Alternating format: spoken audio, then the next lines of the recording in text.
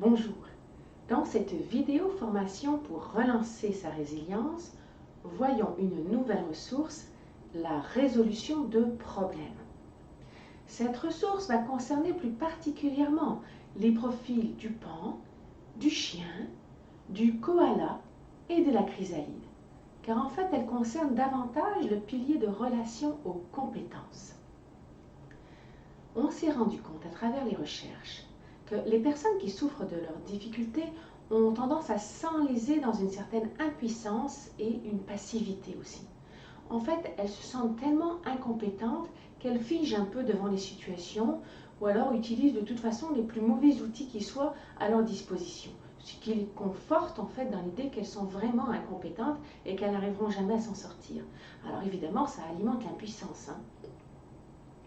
Par contre, on se rend compte que les personnes résilientes sont extrêmement proactives dans la recherche d'outils, dans la recherche de solutions, et qu'elles se mettent vraiment en branle, elles se mobilisent pour changer les choses.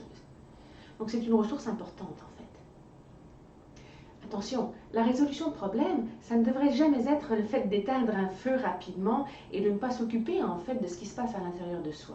Car souvent on veut régler le problème très rapidement pour éloigner en fait ce qui nous fait mal sans réellement traiter ce qui nous fait mal. Donc c'est un petit peu ce qui se passe souvent, c'est qu'on éteint rapidement le feu. En fait, cette résolution de problème devrait quand même tenir compte de ce qu'on vit à l'intérieur de soi. Et quand on ne s'occupe pas de ça, on fait carrément du déni justement.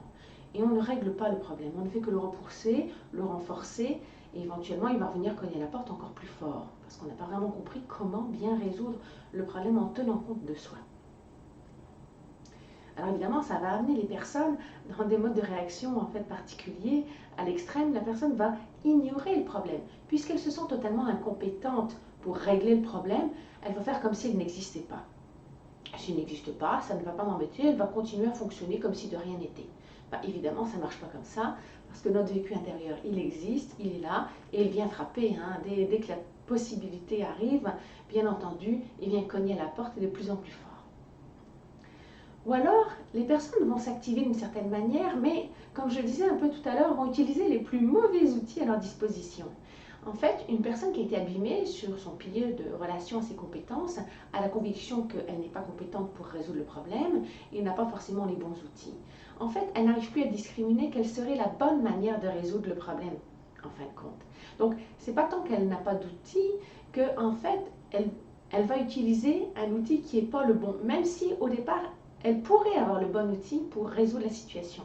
Mais comme elle s'enlise dans une certaine impuissance et dans le fait que le problème vient d'ailleurs, elle ne va pas se mettre à le résoudre elle-même. Parce que ça lui confirmerait quelque part qu'elle serait responsable du problème. Alors qu'on peut très bien ne pas être responsable du problème, mais tenter de le résoudre quand même. Il y a une certaine confusion en fait, et à juste titre, quand on ne se sent pas compétent en fait dans les manières de faire, c'est certain que de plus en plus en fait on se trompe et on renforce la conviction qu'on n'est pas bon pour résoudre le problème. Attention, les exercices proposés dans ces vidéos formations, comme je le dis dans toutes les vidéos formations, cela vise à compléter une digestion des difficultés que vous avez déjà vécues. En fait, ces exercices vont vous outiller pour l'avenir, pour que vous retrouviez votre bien-être et vos capacités et votre flexibilité, votre habileté avec les situations futures. Mais ça ne remplacera pas un travail sur soi en profondeur qui est nécessaire au niveau de votre vécu émotionnel par rapport à ce que vous avez déjà vécu. Je rencontre très régulièrement dans mon bureau des personnes qui développent beaucoup de stratégies, très élaborées d'ailleurs, pour bien camoufler le problème, parce qu'en réalité, elles n'ont pas digéré ce qui s'est passé auparavant. Donc elles tentent de s'adapter à des nouvelles situations avec le ressenti des vécus passés. Évidemment, ça ne marche pas, mais comme ce n'est pas digéré, on fait ce qu'on peut dans la vie, on utilise ce qu'on peut. Bien sûr, à la longue, cette souffrance-là vient miner justement l'utilisation de ces nouveaux outils qu'elles peuvent mettre en place et vient confirmer que ça ne fonctionne pas. Et ça ne fonctionne pas d'autant plus que l'émotion qui n'est pas digérée vient vraiment se calquer sur les nouvelles situations. Donc, il faut vraiment travailler sur cet événement qui n'a pas été digéré, qui n'a pas pu être digéré au moment où il est arrivé, bien entendu, c'est bien le propre d'une situation traumatique, mais qui n'a pas pu non plus être digéré après coup pour toutes sortes de raisons valables. Dans le cadre d'un bureau de consultation de psychologie, bien entendu, il y a une sécurité qui est nécessaire pour justement revisiter les événements difficiles. Et c'est pour ça que la consultation est importante et fortement suggérée pour bien retraverser les situations parce que c'est nécessaire. Cela étant dit, comment faire pour rentrer en résolution de problèmes efficace, pour se remettre en branle, être plus proactif justement? D'abord, déterminer une situation problématique qui vous fait souffrir, qui vous enlise, dans laquelle vous n'arrivez pas à vous en sortir. Par exemple, vous êtes dans un bureau, vous travaillez, mais vous êtes confronté à des collègues de travail malcommodes, qui vous dérangent, qui vous empêchent d'être bien, qui vous empêchent de travailler efficacement. Bref, des collègues vraiment malcommodes. Déterminez ensuite, une fois que vous avez cette situation bien en main, quelle serait la situation idéale. Par exemple, si moi je me retrouvais dans une telle situation, j'aimerais bien avoir un milieu de travail sain, agréable, où tout le monde s'entend bien, où tout le monde a à peu près les mêmes accords sur telle ou telle chose, et où vraiment on a des bons moments ensemble. Un peu utopique, n'est-ce pas? Mais ce serait la solution idéale, la situation idéale. Maintenant, déterminez ce que vous ne pouvez changer.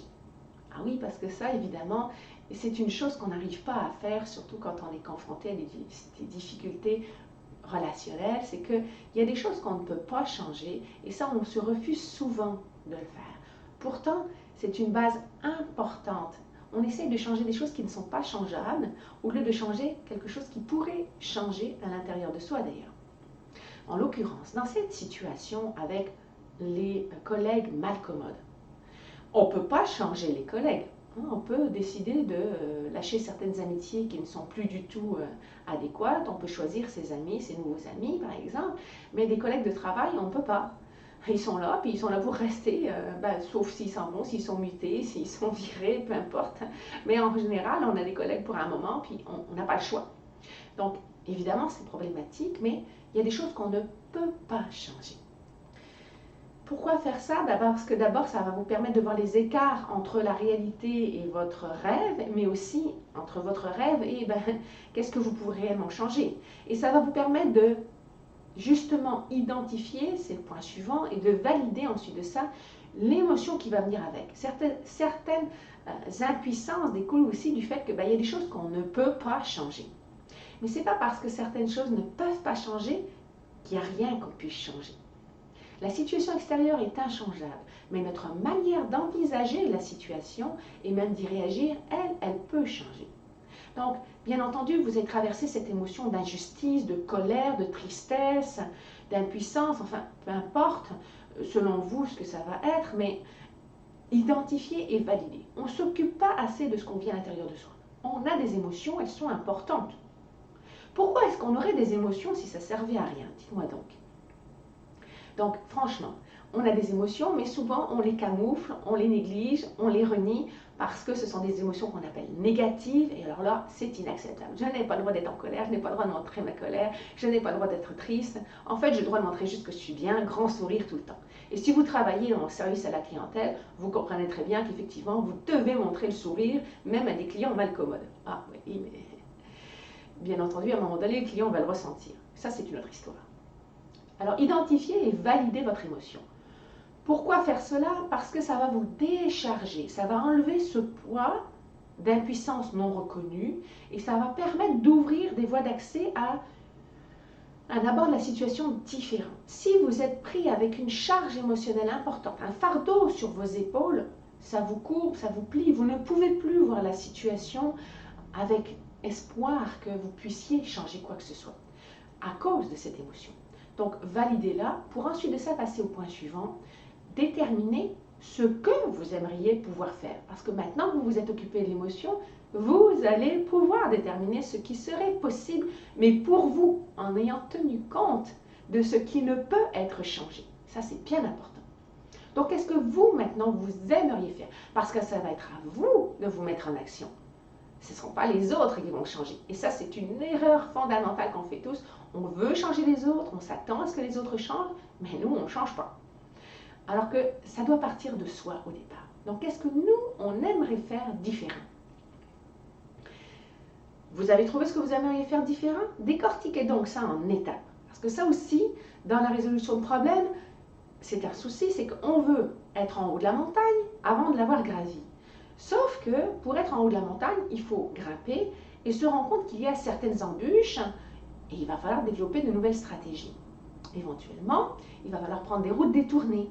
Mais comme on regarde simplement le résultat final, on ne se rend pas compte de ce qu'il faut faire. Est-ce que c'est nécessaire de passer par là? Est-ce que c'est nécessaire d'utiliser telle ou telle ressource? Est-ce que j'ai besoin de ci ou de cela? Ça, on n'y arrive pas. Alors évidemment, on arrive avec l'idée que gravir la montagne, c'est impossible parce qu'on se fait un tas d'idées préconçues. Par exemple, on regarde cette montagne, on dit « Oh là là, là-haut, il y a une partie très abrupte.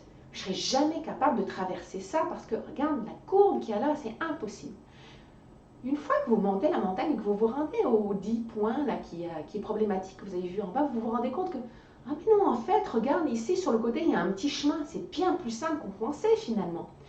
Mais parce que vous avez commencé à monter cette montagne.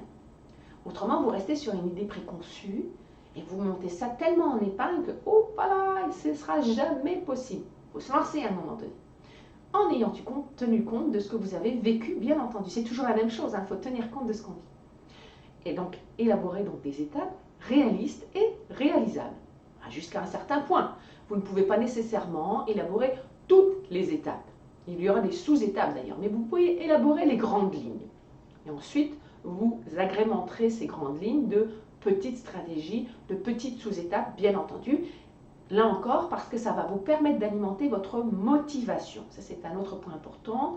Lorsque l'objectif final est trop gros et qu'on ne le découpe pas en petites portions atteignables, on n'arrive pas à alimenter sa motivation et sa confiance qu'on est capable de changer ça. Et pour quelqu'un qui a été abîmé dans son pilier de compétences, c'est essentiel. Donc, les étapes réalistes et réalisables. J'y tiens beaucoup. Ensuite, déterminez donc ce qui pourrait vous empêcher de passer à l'action. Effectivement, vous avez fait tout cela, mais soyez à l'affût de pourquoi vous ne pourriez pas y arriver. Parce que des fois, on a la certitude, surtout les personnes qui se sentent incompétentes, qu'on n'y arrivera pas, qu'on n'a pas les compétences de faire ça. On est capable de déterminer qu'il faudrait faire cela, mais on n'y arrivera pas. C'est là qu'arrive le point suivant. Rassurez votre mental, parce que ce qui va vous arriver, c'est « je ne suis pas capable, je vais me tromper ». Je vais forcément me tromper puisqu'on m'a dit que j'étais pas bon, puisque finalement je me suis toujours trompée, je ne peux pas, il faudrait que je réussisse. Ça sort de où cette idée qu'il faut absolument réussir du premier coup absolument tout? Sinon que parce que vous avez été blessé ou parce que vous avez cru dès le départ, dans un enseignement de base en fait, lorsque vous avez grandi, qu'il ne fallait pas vous tromper. Ça arrive, hein? Dans certaines familles, on s'attend à ce que tout soit parfait tout de suite. Depuis quand tout doit être parfait tout de suite? C'est dans les erreurs qu'on apprend. C'est dans les erreurs qu'on développe de nouvelles stratégies. Donc, à la limite, il faudrait vouloir se tromper, justement, plutôt que d'avoir toujours la solution ultime idéale. Parce que ça, c'est pas intéressant, ça manque de piquant. Donc, rassurez votre mental, et c'est bien important, vous avez le droit de vous tromper. Vous avez le droit d'essayer quelque chose et que ça ne fonctionne pas, parce qu'en plus, ça va vous permettre, la fois suivante, quand vous allez essayer une autre fois, de développer une stratégie encore plus pertinente, parce que vous avez vu pourquoi ça ne marchait pas, justement. Une fois que vous avez fait cela, que vous avez rassuré votre mental, et bien là, c'est le temps de vous lancer. Effectivement, il faut passer à l'action. Il ne faut pas juste se dire, il faudrait que je fasse ci, il faudrait que je fasse ça, je vais faire ci, je vais faire ça. Non, non, non. Il faut ensuite de ça le faire. Effectivement, passer à l'action. S'il faut continuer à rassurer son mental pour dire, oui, oui, je vais me tromper puis c'est correct, ben faites-le. Mais passez à l'action. Et vous allez être d'autant plus capable de le faire que vous allez avoir respecté ces différentes étapes, tenu compte de ce que vous vivez à l'intérieur de vous et décortiqué la situation en portions atteignables. Vous avez fait tout ça, mais bravo! C'est le temps de vous remercier d'avoir élaboré des solutions en tenant compte de ce que vous vivez à l'intérieur de vous, bien entendu, et en y allant pas à pas. C'est important. Validez cela à l'intérieur de vous pour pouvoir recommencer et instaurer une nouvelle habitude qui va générer de la confiance. Parce que tout individu a des compétences, des capacités et aussi des limites. C'est pas vrai qu'on sait tout faire dans la vie. Moi, par exemple, je ne saurais jamais vous sortir un beau tableau d'un peintre renommé. Je ne saurais même pas vous sortir un tableau même sans renom. Ce serait absolument affreux. Je n'ai pas cette compétence de peinture. Mais tant il y a aussi longtemps que je veux absolument avoir cette compétence et que je veux absolument être capable, premièrement, je ne serai jamais capable de me lancer dans une quelconque toile pour créer quelque chose qui me serait propre parce que j'ai la conviction que le résultat devrait être parfait. Or, on est là pour apprendre et on est là pour utiliser nos compétences, nos atouts qui sont tous différents d'une personne à l'autre. Alors, dites-vous que vous avez des compétences comme on en a tous. Et si vous voulez faire un autre exercice, inscrivez justement toutes les compétences que vous avez réellement. Et vous verrez que certaines d'entre elles sont sous-utilisées, sous-exploitées, et que vous pensez manquer de certaines compétences que vous avez pourtant déjà. Et ça va vous aider à faire une belle résolution de problème. Parce qu'effectivement, ça prend un minimum de confiance en soi dans ces différentes compétences, ces différents atouts pour pouvoir aborder les problèmes.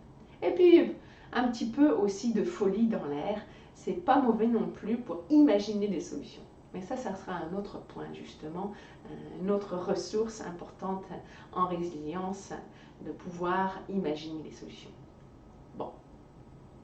Donc, remerciez-vous parce que ça va ancrer cette habitude-là. Maintenant, petite mise en garde. Et lorsque rien ne se passe, lorsque rien n'est possible, lorsque vraiment là, vous essayez, mais vraiment là, c'est le néant complet. Stop, on va réfléchir un instant. Est-ce que c'est supportable? Parce que c'est pas toujours insupportable, hein, ça peut être difficile à vivre, mais validez qu'il n'y a rien à faire justement. Ça se peut qu'il n'y ait rien à faire. Il y a des situations où il n'y a rien à faire, il y a juste à attendre que ça passe. Validez cela et restez en contact avec votre émotion, parce que c'est cela qui va être important. Donc, restez en contact avec ce qui se passe en vous et validez qu'effectivement, il n'y a rien à faire. Et vous savez quoi? Une fois que vous aurez fait ça, il va y avoir des solutions qui vont émerger d'elles-mêmes. Et là, vous allez pouvoir rentrer en résolution de problème parce que vous aurez accepté le fait que il n'y a rien à faire. Sur telle affaire, il n'y a rien à faire. Tant que c'est supportable, continuez, feu vert. Mais, dès l'instant où ça devient submergent, dès l'instant où votre inconfort augmente et devient insupportable, dès l'instant où vous n'arrivez plus à fonctionner à cause de cela, là, ça n'est pas normal. On vit tous des périodes où on devient confus, où on n'arrive pas à résoudre les problèmes. On ne peut pas forcément résoudre tous les problèmes tout de suite d'un seul coup. Il faut apprendre à rester dans cet inconfort-là, qui effectivement n'est pas agréable, mais tout ne se règle pas la veille. Il y a des gens qui veulent que tout se règle tout le temps, hier, avant-hier, alors que ça vient d'arriver. Il faut se donner le temps. Et si vous ne pouvez pas, si votre inconfort est absolument ingérable, c'est le temps de consulter parce qu'autrement vous allez consolider le fait que vous n'êtes pas capable, que vous n'êtes pas compétent. Vous allez consolider votre traumatisme. Arrêtez, consulter, c'est important. Dans mon bureau de consultation, je rencontre des personnes qui figent à un moment donné dans des situations. On doit les revisiter de certaines manières. Et le psychologue est là pour aider la personne à regarder la situation dans un autre angle, évidemment, en ayant d'abord tenu compte de ce qu'elle vivait à partir de cette vision des choses-là. Mais souvent, le psychologue peut recadrer ce que la personne n'arrive pas à recadrer parce qu'elle est submergée par son émotion, parce qu'elle est collée à la situation. Donc, les consultations sont loin d'être inutiles.